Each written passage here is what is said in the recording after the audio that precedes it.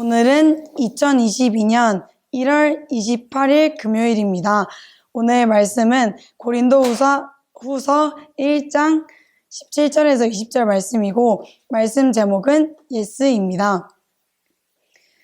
세일의 기도학교의 표현은 여러 가지가 있지만 그 중에 우리가 전부터 지금까지 지켜오고 있는 표어가 있습니다.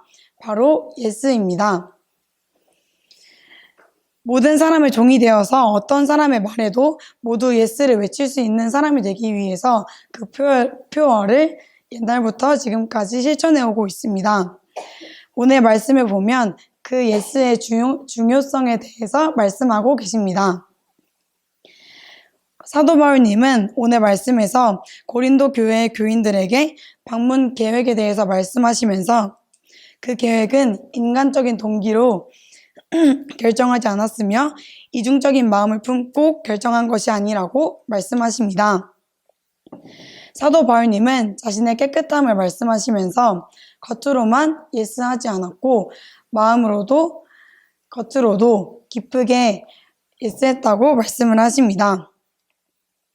이제까지 자신들이 하셨던 그 모든 일, 곧 전하는 일에 있어서 이중적인 마음이 아니라 오직 한 마음으로 하나님을 전했으며 그들이 전한 하나님 또한 두 마음을 가지신 분이 아니라고 말씀하고 계십니다.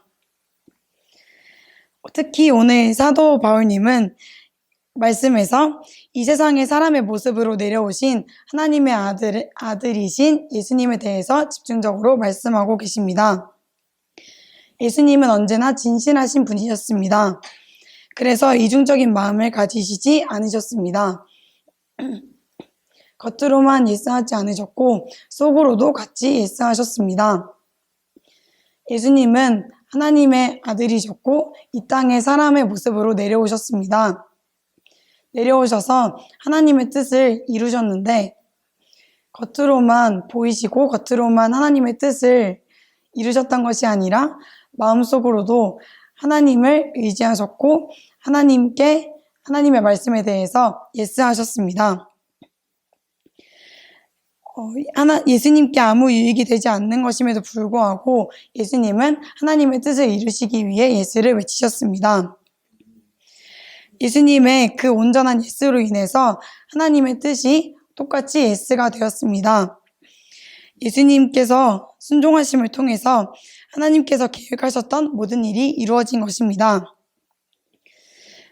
우리도 이와 같은 결과를 보면서 우리의 삶을 잘 돌아봐야 합니다. 만약 공동체에 속해 있는 누군가가 예스가 아닌 노를 외친다면 그 사람에게도 해가 되겠지만 그 사람이 속한 공동체에도 해가 되는 것입니다. 그 사람이 만약 예스를 외친다면 그 사람이 속한 공동체에도 서로에게 예스가 이루어질 것입니다. 우리가 하나님의 계획 아래에서 살고 있고 하나님을 믿는 사람으로서 하나님의 뜻을 이루기를 원한다면 언제나 어디서나 예스를 외쳐야 합니다. 하나님께만 예스를 외치는 것이 아닙니다. 물론 하나님의 말씀에 첫 번째로 예스를 외쳐야겠지만 하나님의 말씀은 물론 다른 사람들에게 예스를 외쳐야 합니다. 누군가보다는 내가 낫다라는 생각으로 노를 외쳐서는 안 되고 나보다 다른 사람이 더 나은 사람이라는 생각을 가지고 무조건 마음으로 말로 예스를 외쳐야 합니다. 오늘 말씀을 정리하겠습니다. 사도 바울님은 이중적인 마음으로 예스를 외치지 않았다고 하시면서 예수님의 모습을 예로 드셨습니다. 예수님은 언제나 진실된 마음으로 말씀을 잘 들으셨고 언제나 예스만을 외치셨습니다. 우리도 그와 마찬가지로 살아야 합니다. 예수님의 예스가 하나님의 계획을 이루실 수 있는 통로가 되셨던 것처럼 우리도 하나님을 믿는 사람으로서 하나님의 계획을 이루기 위해 예스를 외쳐야 합니다. 어느 한 사람도 빠지지 않고 모두에게 기쁘게 예스를 외칠 수 있는 우리 모두가 됩시다. 자신보다 나이가 어린 사람이라고 할지라도 모두 예스를 외칩시다.